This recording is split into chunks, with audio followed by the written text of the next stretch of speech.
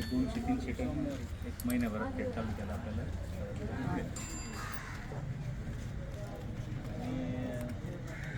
तीनही तालुक्यामध्ये आपल्याच सुंदर आंबेगाव 3 तालुक्याची जी कृषी अधिकारी त्याची पण आपली पण भेट झाली.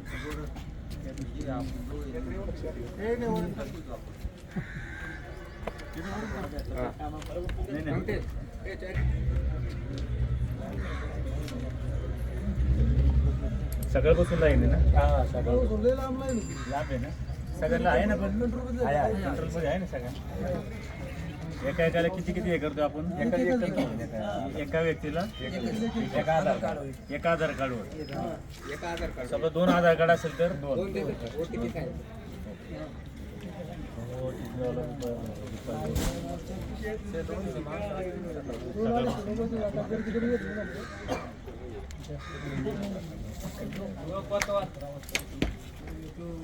मध्यंतरी एका कार्यक्रमामध्ये आंबेगाव तालुक्यामध्ये तुम्ही म्हटलं होतं तर कृषी मंत्र्यांची भेट झाली आणि त्या माध्यमातून तुमची चर्चा संवाद झाल्यानंतर खेड आंबेगाव जुन्नरसाठी तुम्ही युरियाची मागणी केली होती.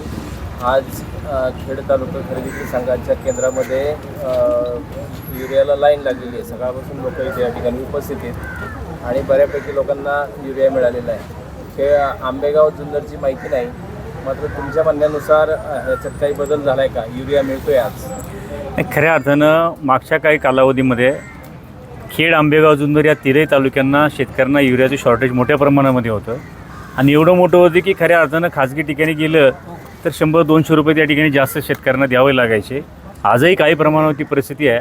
परंतु या संदर्भामध्ये ही माहिती मिळाल्यानंतर खऱ्या अर्थानं आम्ही सगळे मंडळी, तालुक्याचे आमदार असतील, आम्ही सगळी मंडळी राज्याचे कृषी मंत्री दत्तामामा भरणे यांची भेट घेतली आणि दत्तामामांच्या कानावरती गोष्ट घातली की कृषी मंत्री म्हणून शेतकऱ्यांच्या दृष्टीनं युरिया हा जिव्हाळ्याचा विषय आहे आणि या सगळ्या परिस्थितीमध्ये जुन्नर आंबेगाव खेडला युरियाची परिस्थिती टंचाई मोठी आहे आणि शेतकऱ्यांना ब्लॅकच्या दरानं मोठ्या प्रमाणात चऱ्या दरानं त्या ठिकाणी खरेदी करावं लागतं आहे. त्याच्यामध्ये आमच्या स्थानिक दुकानदारांचा देखील दोष नाही. काही कंपन्या ज्या मोठ्या मोठ्या त्याच्यामध्ये कृत्रिम साठवडा तयार करतात आणि हे कृत्रिम साठवडा मार्केटमध्ये तयार करून खऱ्या अर्थानं काही गोष्टी त्या ठिकाणी घडत आहेत.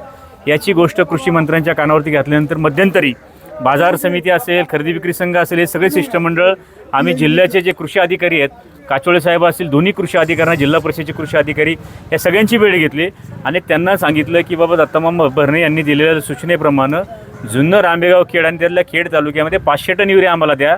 त्यातला निम्मा युरिया हा खरेदी विक्री संघाला द्या आणि निम्मा युरिया छोटे छोटे जे दुकानदार आहे खेड तालुक्यातले या सगळ्यांना द्या. कारण गावागावात उद्या आंबोलीचा जो शेतकरी आहे त्याला खरेदी विक्री संघात येता येणार नाही. तिथल्याही छोट्या छोट्या दुकानदारांना काही युरिया द्या आणि त्या माध्यमातून आता जवळपास 40-50 टन या आठवड्यातली दुसरी वेळ त्या ठिकाणी आलेली आहे. पुढच्या आठवड्यात देखील सकाळीच माझं कृषी अधिकाऱ्यांशी चर्चा आली, त्यामुळे अजून 100 टन युरिया तुम्हाला त्या ठिकाणी पाठवतो आणि आमची भावना आहे की एक 200-300 टन आला तर आपल्याला साधारणपणानं बरं होईल थोडंसं शेतकऱ्यांना. आज सगळी लाईन सकाळपासून बघितलं तर 300-400 शेतकरी ह्या ठिकाणी आलेले आहेत. आज माऊली शेठ ढेरंगे पंचायत समितीचे सदस्य या ठिकाणी आहेत, दिलीपराव डुबे पंचायत समिती सदस्य आहेत, त्याजवळ प्रसादभाऊ घेणन पंचायत समिती सदस्य आहेत, माऊली गाडगेंचे सारखे सगळे शेतकरी आहेत, खरेदी विक्री संघाचे किंवा लोकप्रतिनिधी सगळे आहेत. या सगळ्यांची भावना काय? याच्यामध्ये एक गोष्ट काय होती आहे की शेतकऱ्यांची भरवणूक कशी होती? काही खाजगी कंपन्या लिंकिंग करायचा प्रयत्न करतात. कृषी मंत्र्यांच्या कानावरती ही देखील गोष्ट आम्ही घातलेली आहे, जिल्हा कृषी अधिकाऱ्यांच्या कानावर ही देखील गोष्ट घातलेली आहे.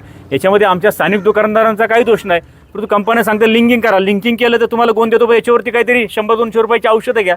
म्हणजे याचा अर्थ नाईलाजानं भुर्दंड म्हणून शेतकऱ्यांची त्याच्यामध्ये नुकसान त्या ठिकाणी होते, त्यांना आर्थिक जळ त्या ठिकाणी बसते. उद्याच्या काळामध्ये हे लिंकिंग जे आमच्या दुकानदारावरती जबरदस्ती त्या ठिकाणी केली जाते हे देखील थांबवलं जाईल. याच्या दुकानदारांचा नाहक दोष काही दोष नाही, परंतु काही कंपन्या व्यवसाय वाढीच्या दृष्टीनं शेतकऱ्यांना अडचणीत आणण्याचं काम त्या ठिकाणी करतात. या कंपन्यांच्या बाबतीमध्ये वेळप्रसंगी रस्त्यावर देखील आम्ही त्या ठिकाणी उतरू, संघर्ष करू आणि लोकांना न्याय मिळवून देण्याचं काम या तालुक्याचा जिल्हा परिषद सदस्य या नात्यानं, या तालुक्याच्या कृषी उत्पन्न बाजार समिती सदस्य सभापती या नात्यानं आणि या तालुक्यातल्या सर्वसामान्यांचा प्रतिनिधी म्हणून मी त्या ठिकाणी भविष्यामध्ये करणार आहे. मग आमचे सगळे सहकारी पहिल्या टप्प्यामध्ये अधिकाऱ्यांनी आश्वासित केल्याप्रमाणे एक 200 टन युरिया त्या ठिकाणी पुढच्या काही कालावधीमध्ये या ठिकाणी येईल.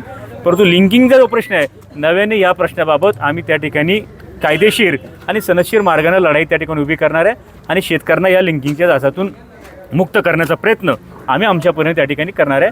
तुर्तास सध्या आज सकाळपासून बघितलं तर 300-400 शेतकरी या खरेदी विक्री संघाच्या परिसरामध्ये आलेले आहेत.